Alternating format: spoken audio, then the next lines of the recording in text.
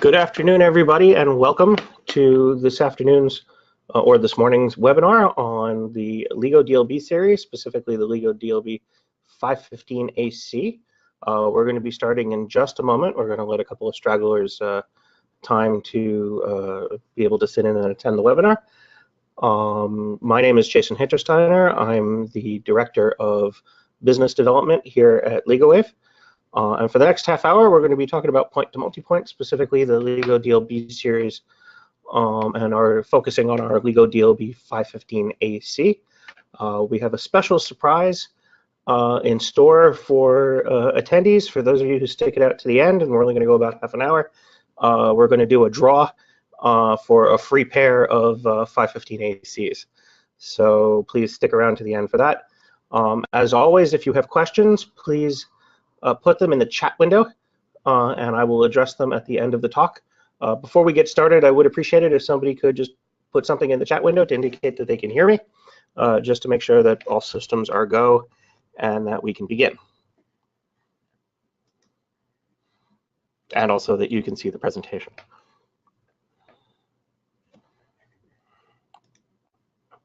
Okay, I got confirmation that we can be heard, so we're going to go ahead and get started. So today we're going to talk about the LigoDLB series, which is our point-to-multipoint product for SMB and wireless surveillance applications. So the agenda for today, I'm going to talk a little bit about LigoWave. I'm going to talk about our value proposition on how we're distinguished in the marketplace. I'm going to talk about the LigoDLB point-to-multipoint platform. Then I'm going to dive into greater detail into the product itself. Then we're going to do a Q&A. And as I mentioned at the end, one lucky attendee today will win a pair of LigoDLB 515ACs for evaluation and use. So please put any questions that you have in the chat window or in the questions window, and I will answer them at the end of the webinar. So who is LigoWave? We're a global company. We're actually headquartered here in the United States in a suburb of Atlanta called Canton, Georgia. Our engineering and R&D takes place in Europe, and our factory is in Shenzhen, China. We've been in operation for over 10 years. We have over 15 branches located at various spots around the world, and we currently sell in over 100 countries worldwide. So why LigoWave? What makes us different than the competitors out there, and what's our value proposition? We do both in-house innovation and in-house production. So we do our own in-house development of hardware and software. We're not outsourcing hardware to reference designs. We're not, third-party applicationing stuff. We do some OEM work for customers, but our stuff is developed in-house. It's designed in-house. You'll also see as we get into the presentation that we have a proprietary protocol that we use for point-to-point and point-to-multipoint applications that gives us 30% faster throughput over our competitors. We also do in-house production. So we own and operate our own manufacturing facility. So that gives us higher quality control, and it also gives us faster response time and more flexibility in terms of responding to the needs of the market. So what's our value proposition to you? Our value proposition is support. We offer free pre- and post-sales technical support, and we have engineering support that's based on applications and solutions, not just products. We are an engineering-centric company. Profitability, we do very strict channel management and strict MAP MSRP enforcement. We have a partner program, which we will upload a handout of in a few minutes, for loyal customers in order to get discounts through distribution. And we also have higher distributor and reseller margins than most of our competitors. For our customers, we do a full inspection at our Canton, Georgia facility prior to US distribution.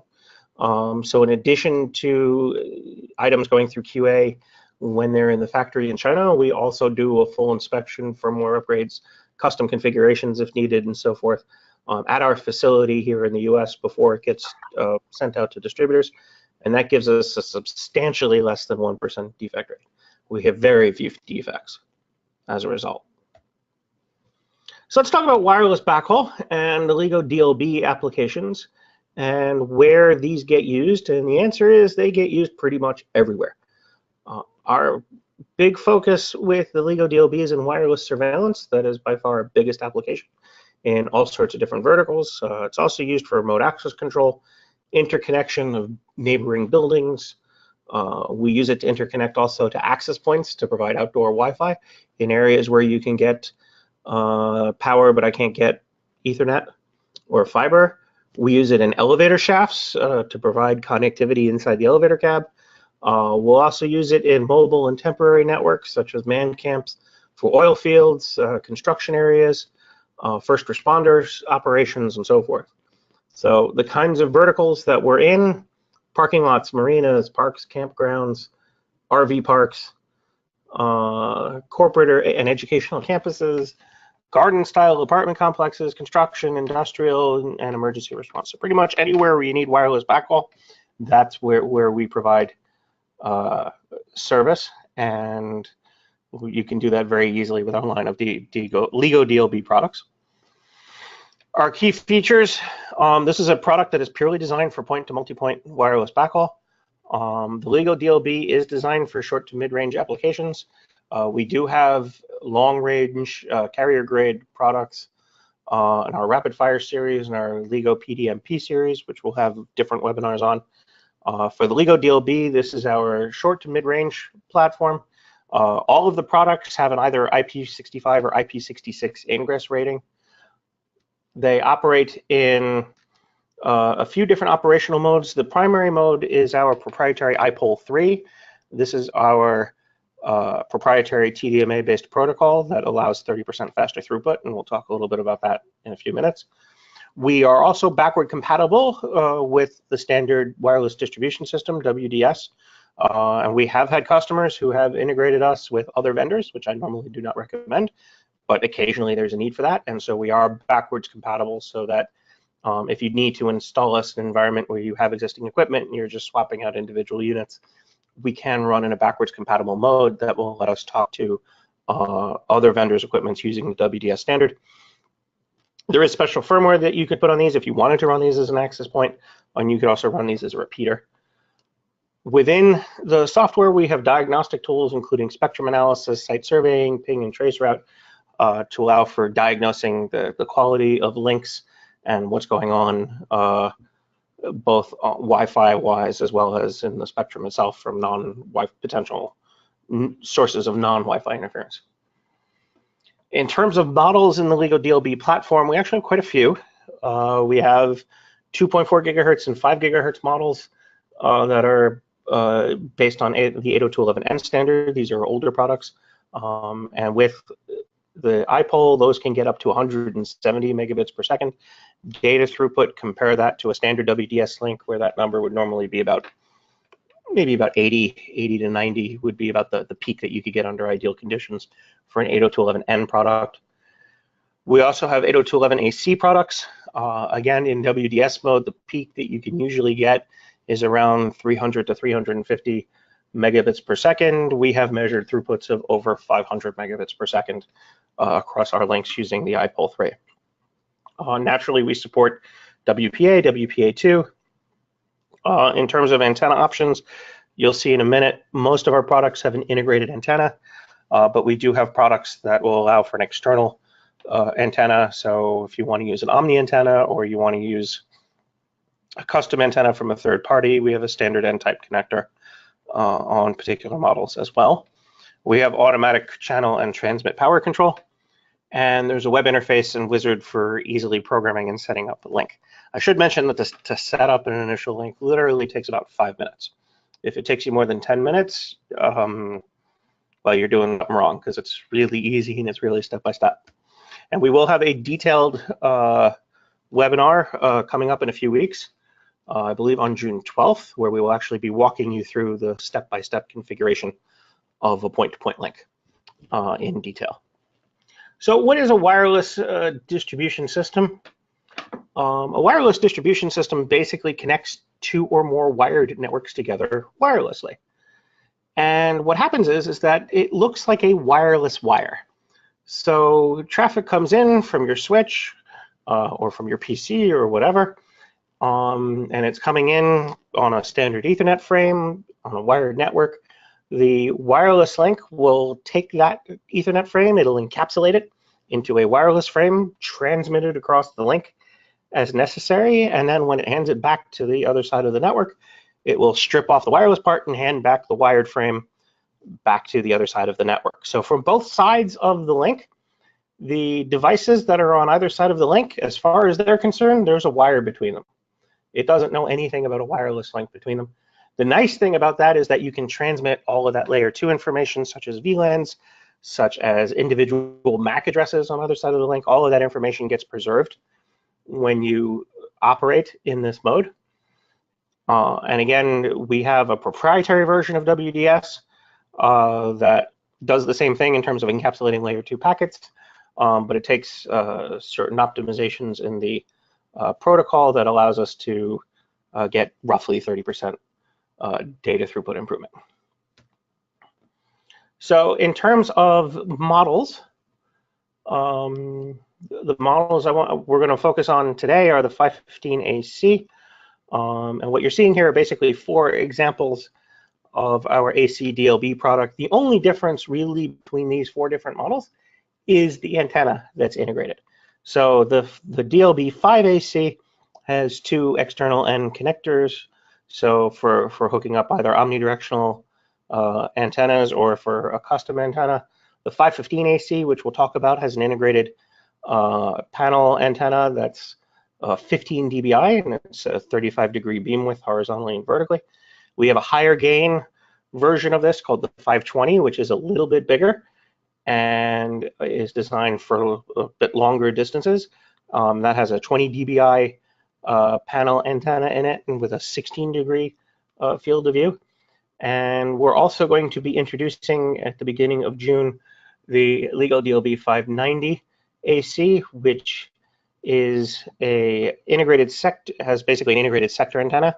So it's got a 90-degree field of view, and that's for doing point to multi-point over a wider area. So that would be your point. And you'd have the 515's ACs as your multi-points. So our secret sauce, as I mentioned, is a proprietary TDMA-based communication protocol called IPOL.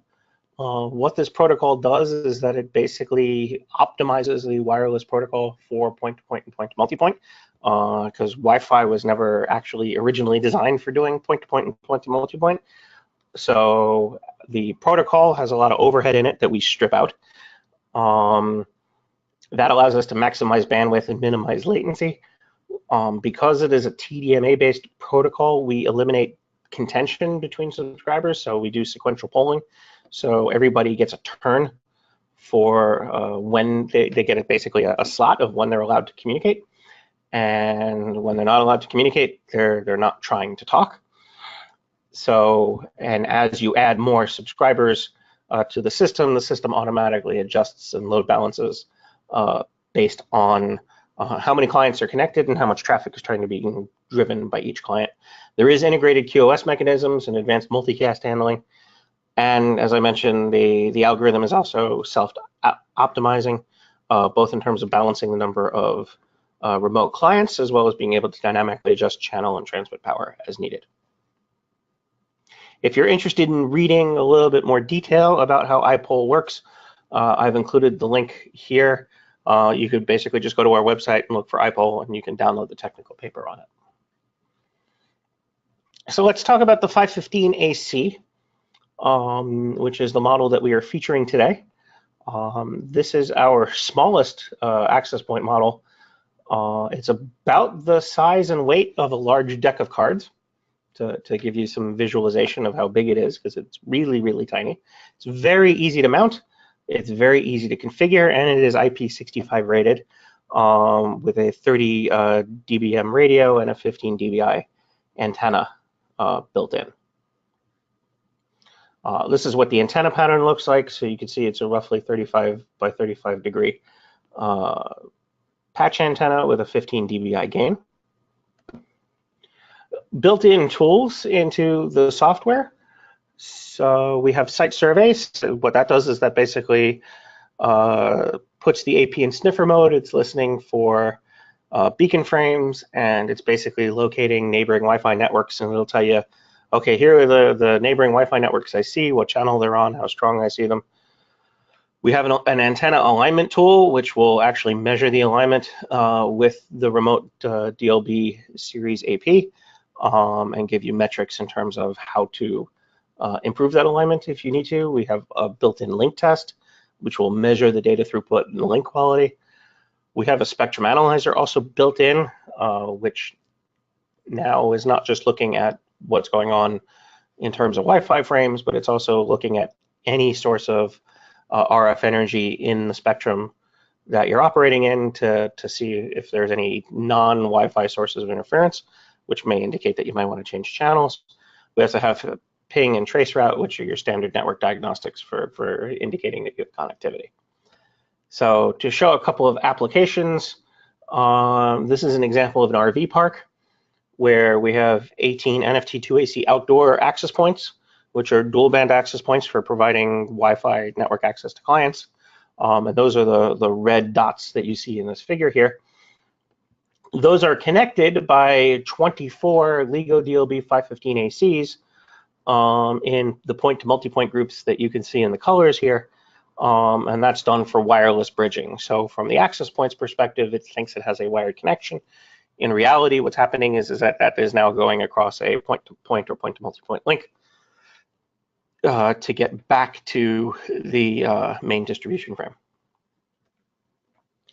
Now, one of the challenges that we always have in doing wireless bridging applications is that you can't always get line of sight. And sometimes you don't know that until you actually show up on site.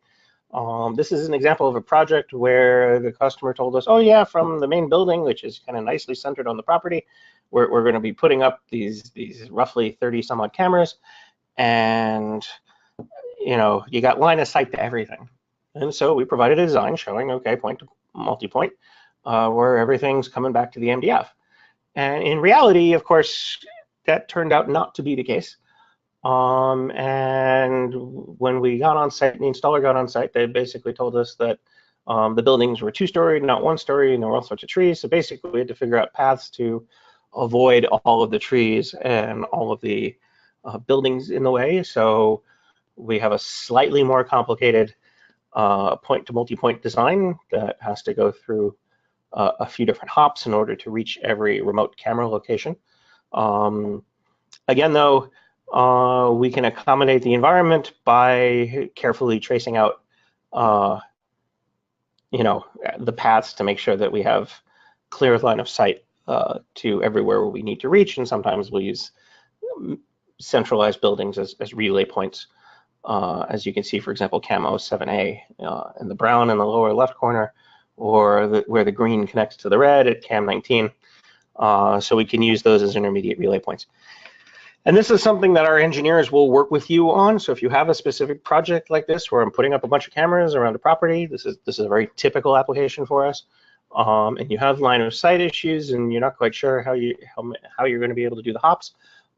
This is something that you can definitely work with us on and work with our engineers on, and we'll give you advice based on how to actually see everything that you need to see. So with that, I'm going to end the formal part of the presentation. It looks like a couple of questions may have come in. So I'm going to see if there are any questions. So please enter your questions in either the question window or the chat window. Does your tight beam step on customers, and do we need to allow for it? Let me see if I can parse this question. Basically, interference happens at the receiver. So most Wi-Fi tends to be omnidirectional, whereas our stuff is obviously directionally based. And our equipment is usually pointed at each other, so the bulk of the signal will be going from one unit to the other unit. Now, obviously, if you're using, a 35-degree antenna, right, there's some bleed over. Typically, you more have to worry about the Wi-Fi interfering with our link than you have to worry about our link interfering with the Wi-Fi. But generally, that's one of the reasons that we include the spectrum analysis and the packet sniff, the beacon frame, so that you can actually see what else is on that channel that can be heard by both of the APs, so that you could pick a channel that is not currently in use. Hopefully that answers your question. If not, please feel free to follow it up. So demo units are available for customers to try. Absolutely, we do have a demo unit program where for the 515AC, we can get you a pair at 40% off MSRP, and if you're interested, we can have a chat afterwards and get you the paperwork for that. It's basically a 30-day free trial. We take a credit card number to, so if you don't return the equipment, we charge you for it. If you return the equipment within 30 days, there's no charge. And I'll stick around for another few minutes for anybody else that has any questions. Again, though, thank you very much for your attention today, and look forward to seeing you guys on a future webinar.